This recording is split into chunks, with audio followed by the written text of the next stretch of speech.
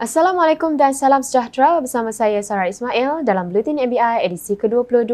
Terima kasih kerana setia menonton Buletin MBI. Berikut paparan utama edisi kali ini.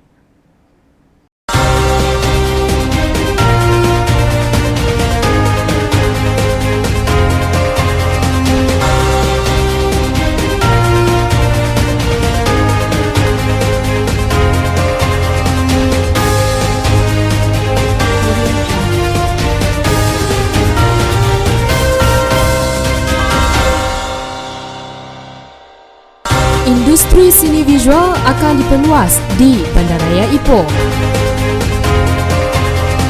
MBI giat laksana kempen gotong royong. Gunung Mat Surat terkenal pelbagai program kepada umum.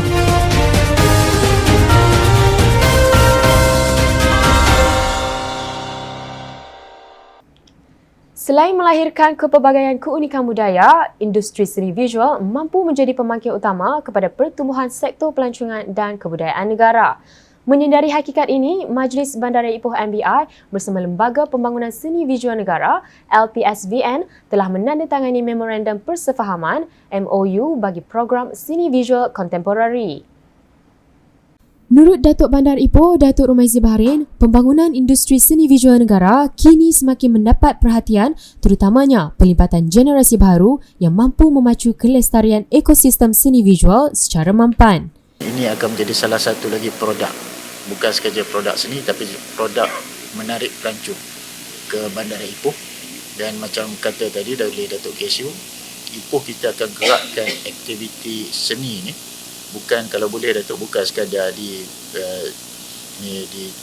tempatan saja, tapi untuk satu negara yang boleh menggalakkan lebih ramai orang-orang yang terutamanya terlibat dengan seni untuk menjadikan Ipoh sebagai tempat permohonan. Itulah harapan saya. Beliau berkata demikian dalam sidang media selepas majlis menandatangani Memorandum Persefahaman MOU bagi program seni visual kontemporari di antara MBI dengan LPSVN di Ipoh. Hadir sama Ketua Pengarah Lembaga Pembangunan Seni Visual Negara Amiruddin Ahmad. Sementara itu, Ketua Setiausaha Kementerian Pelancongan Seni dan Budaya Datuk Saraya Arbi berkata, menerusi MOU itu telah membentuk satu perancangan lebih teratur terutama berkaitan perkembangan industri seni visual di Ipoh. Begitu juga kita inginkan kerjasama daripada semua pihak, terutama pihak swasta dan semua penggiat seni terutama yang berada di Ipoh dan sekitar Perak itu sendiri supaya boleh mempamerkan seni visual masing-masing. Apa yang penting di sini yang kita ingin tackle adalah dari segi interpretasi seseorang berkaitan dengan kearifan tempatan, apa dalam fikiran, apa yang difikirkan mereka berkaitan dengan perkara yang berada di Perak ini sendiri dan diterjemahkan dalam bentuk lukisan. Itu yang kita ingin lihat, ya, apa yang ada di Ipoh ni. Dan seterusnya adalah berkaitan dengan keperluan untuk kita menjana ekonomi bagi penggiat-penggiat seni yang berada di Ipoh ni sendiri, seni visual terutamanya. Hampir 300 orang terlibat dalam program kempen kebersihan dan gotong royong perangi sampah haram yang diadakan di Taman Pakatan Jaya Bercam baru-baru ini. Kesemua yang terlibat itu terdiri daripada masyarakat setempat, badan bukan kerajaan NGO dan anggota Majlis Bandaraya Ipoh MBI. Program yang berlangsung seawal 8 pagi itu turut disertai Setiausaha Bandaraya Ahmad Munir Ishak, Pengarah Kanan serta Ketua-Ketua Jabatan MBI. Aktiviti gotong royong inisiatif Jabatan Perkhidmatan Komuniti, Pelancongan dan Antarabangsa MBI itu diadakan bertujuan menyemai sikap tanggungjawab kepada bumi dan alam sekitar selain memupuk semangat kerjasama antara masyarakat. Usaha itu juga secara tidak langsung dapat menjadikan persekitaran yang bersih, komuniti yang sihat dan lebih kondusif. Program yang turut mendapat pelibatan agensi swasta itu berakhir kira-kira pukul 10 pagi. Penganjuran program Hari Komuniti Mat Surat Heritage Park Ipoh menjadi platform terbaik untuk mempromosikan Gunung Mat Surat kepada umum. Menerusi program berkenaan, ia sekaligus dapat memperkenalkan aktiviti yang sedang dan akan dijalankan di gunung berkenaan.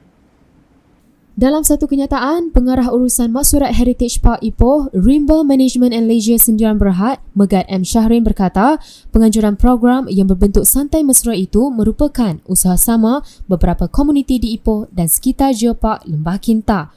Jelas beliau lagi, selain dapat mempromosikan aktiviti yang diadakan, program tersebut juga menjadi medium untuk mengumpul dana dan tenaga oleh pihak komuniti secara sukarelawan. Terdahulu, Datuk Bandar Ipoh Datuk Rumaizi Baharin turut meluangkan masa menghadiri program berkenaan. Antara aktiviti yang diadakan sempena program tersebut adalah Nature Maker Space Art Stamp, tayangan gambar dan video, mini museum dan tapak ekskavasi serta cave crawler. Antara salah satu usaha dalam mempromosikan Kinta Riverwalk sebagai produk pelancongan terkini di Bandaraya Ipoh, pihak Majlis Bandaraya Ipoh MBI telah menganjurkan pertandingan cabaran senam robik 2 jam di pusat tumpuan itu. Program anjuran Jabatan Perkhidmatan Komuniti, Pelancongan dan Antarabangsa MBI itu disertai kira-kira 44 orang peserta. Sebanyak 2 kategori dipertandingkan melibatkan kategori A berumur daripada 30 hingga 49 tahun dan kategori B daripada umur 50 hingga 65 tahun. Kemeriahan pertandingan tersebut dirasai dengan kehadiran jurulatih fitness dan Zumba terkenal Hanif Sean. Pemenang bagi pertandingan itu menerima wang tunai dan sumbangan barangan berjumlah hampir RM1,000. Bandaraya Ipoh menjadi tumpuan dunia apabila kejohanan badminton bertaraf dunia iaitu Petronas Malaysia International Series PMIS 2022 diadakan di Ipoh. Program yang berlangsung pada 8 hingga 13 November itu melibatkan penyertaan 400 orang pemain badminton remaja dari 23 buah negara seluruh dunia. Kejohanan tersebut merupakan siri pertama selepas lebih 2 tahun dunia diancam pandemik COVID-19. Menerusi kejohanan itu, sebanyak 5 kategori dipertandingkan iaitu lelaki perseorangan, wanita perseorangan, bergu wanita, bergu lelaki dan bergu campuran. Keseluruhan hadiah pertandingan itu ditaja sepenuhnya oleh Petronas melibatkan jumlah RM170,000. Terdahulu, hadiah kepada pemenang telah disampaikan oleh Datuk Bandar Ipoh Datuk Rumaizi Baharin. Sementara itu, Presiden Perak BA Datuk Samsudin Hashim turut menzahirkan ucapan terima kasih kepada Majlis Bandaraya Ipoh membenarkan arena badminton digunakan sebagai medan pertarungan kejohanan berprestij itu. Kelab bola sepak Perak FC mengorak langkah dalam misi membangunkan bakat muda apabila menjalin kerjasama dengan kelab bola sepak ternama Bundesliga Jerman VfL Wolfsburg.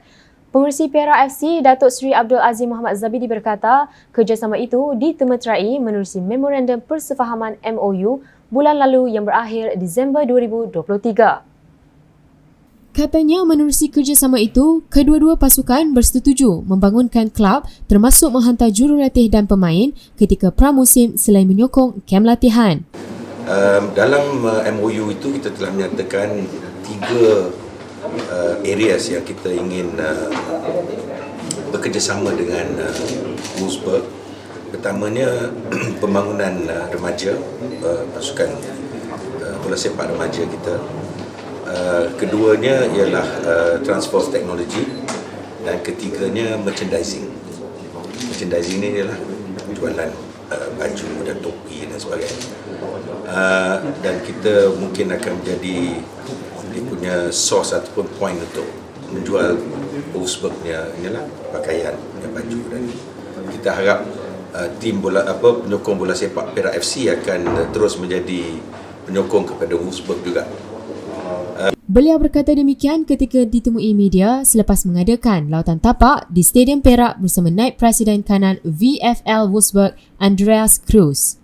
Sementara itu, Andreas Cruz berkata perkongsian ini amat baik untuk masa depan kelab dan pembangunan sukan bola sepak. Yeah, so first of all, we are very happy and very pleased to receive this warm welcome in this great state of Perak and this traditional club of Perak FC. So we are really happy to be here. And yes, of course, we are very happy to sign the MOU for a long-term and reliable partnership between our clubs. And therefore, we are pretty much excited about the opportunity to have this relationship, and hope we can really explore a lot of opportunities with each other. And I'm completely confident that this will happen. And therefore, we are really looking forward. Baiklah saudara, laporan itu menutup Bluetin NBA edisi ke-22. Sehingga berjumpa lagi pada edisi yang akan datang. Dan jangan lupa subscribe dan like YouTube Radio TV Bandara Ipoh. Kami menyajikan pelbagai program menarik untuk tontonan anda. Untuk itu, Assalamualaikum dan salam hormat.